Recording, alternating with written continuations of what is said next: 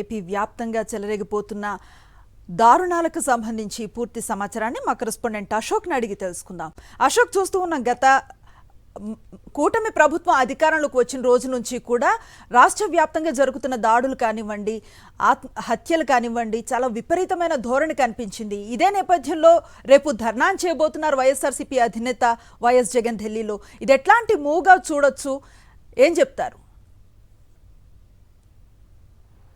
ఖచ్చితంగా కూటమికి అనుకూలంగా ఫలితాలు వెలువడగానే తెలుగుదేశం జనసేన నాయకులు పూర్తి స్థాయిలో విరుచుకుపడ్డారు.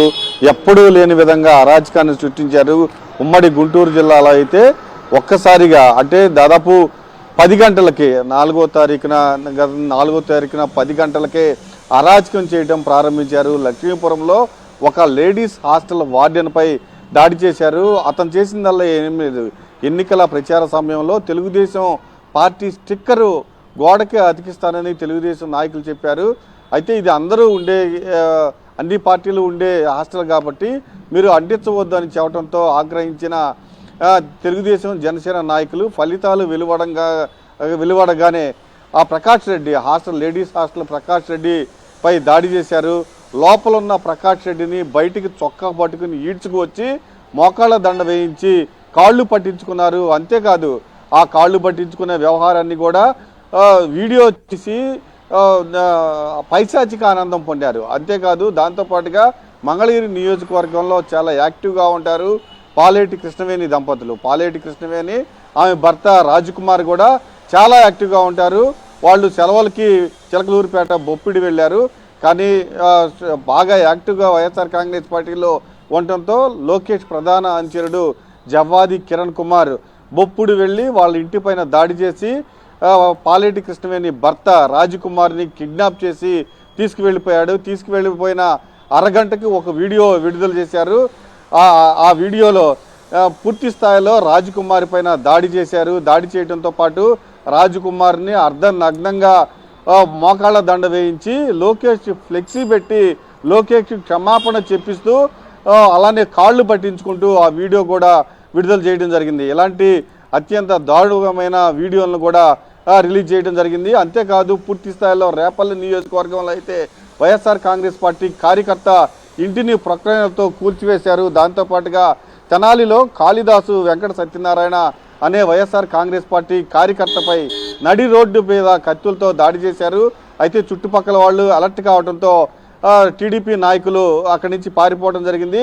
వెంటనే కాళిదాసు వెంకట సత్యనారాయణ హాస్పిటల్కి తరలించారు. దాంతోపాటుగా పొన్నూరులో షేక్ నాజర్ పైన అటాక్ చేయడానికి ప్రయత్నం చేశారు. అప్పుడే నాజర్ వెళ్ళిపోవడం జరిగింది. ఆయన ఆఫీస్ పైన కత్తులతో దాడి చేశారు. దాంతోపాటుగా రేపల్లి నియోజకవర్గం చెరుకుపల్లి రాంబట్లవారిపాలెంలో వైఎస్ఆర్ కాంగ్రెస్ పార్టీ దళిత నేతపై ఆయన సోషల్ మీడియాలో చాలా యాక్టివ్గా ఉన్నారు. ఇంట్లోకి వెళ్ళి వస్తువులన్నీ సామాన్లన్నీ పగలగొట్టి అతన్ని చొక్కా పట్టుకుని బయటకు ఈడ్చుకొచ్చి కర్రలతో విచక్షణారహితంగా దాడి చేసి ఆ వీడియోని సోషల్ మీడియాలో తెలుగుదేశం నాయకులే విడుదల చేశారంటే ఎంత రాక్షసంగా ఈ దాడులు జరుగుతున్నాయో చాలా స్పష్టంగా అర్థమవుతుంది. అలానే చెరుకుపల్లిలో వైఎస్ఆర్ కాంగ్రెస్ పార్టీ నాయకుడు చెరుకుపల్లి మండలంలో వెంకటేశ్వర్లు ఇంటిని ప్రొక్లైనర్లతో దాడి చేయడం జరిగింది. అలానే చిలకలూరుపేటలో గోపాలవారిపాలెంలో టీడీపీ వేధింపులు భరించలేక ఒక ఫీల్డ్ ఆఫీసర్ గ్రామీణ ఉపాధి హామీ పథకానికి సంబంధించిన ఫీల్డ్ ఆఫీసర్ ఆత్మహత్య చేసుకున్నారు. 40 రోజుల నుంచి మర్యాదగా నువ్వు ఉద్యోగం వదిలిపెట్టి వెళ్ళిపోవాలి అంటూ తెలుగుదేశం నేతలు వేధించడంతో అతను ఆత్మహత్య చేసుకున్నాడు. సత్తెనపల్లి నియోజకవర్గంలో తెలుగుదేశం నాయకులు ఒక వైఎస్ఆర్ కాంగ్రెస్ పార్టీ నాయకుడిని పోలీస్ స్టేషన్లో కూర్చోబెట్టి చిత్రహింసలకు గురి చేయడంతో అతను కూడా మనస్తాపంతో అతను కూడా ఆత్మహత్య చేసుకోవడం జరిగింది. ఇక వెల్దుర్తి మండలం శ్రీరాంపురం తాండాలో వైఎస్ఆర్ కాంగ్రెస్ పార్టీ నాయకుడు గోవిండి ఇంటిని కూడా అర్ధరాత్రి ప్రొక్లైనర్తో కూలగొట్టడం జరిగింది. పూర్తిగా నేలమట్టం చేశారు. దాంతోపాటుగా వెల్దుర్తి మండలంలో గుండ్లపాడులో వైఎస్ఆర్ కాంగ్రెస్ పార్టీ నాయకుడు వెంకయ్యను నువ్వెందుకు ఊరు వదిలిపెట్టి వెళ్ళలేదు, నీతో పాటు అందరూ మేము చెప్పాము, వార్నింగ్ ఇచ్చాము, వాళ్ళందరూ ఊరు వదిలిపెట్టి వెళ్ళిపోయారు, నువ్వు ఒక్కడివే ఎందుకున్నావు అంటూ అతన్ని అర్ధరాత్రి ఇంట్లో నుంచి బయటికి లాక్కొచ్చి పూర్తిగా అతనిపైన కర్రలతో దాడి చేసి విచక్షణారహితంగా కాళ్ళు విరగొట్టేశారు, కాళ్ళు చేతులు విరగొట్టారు.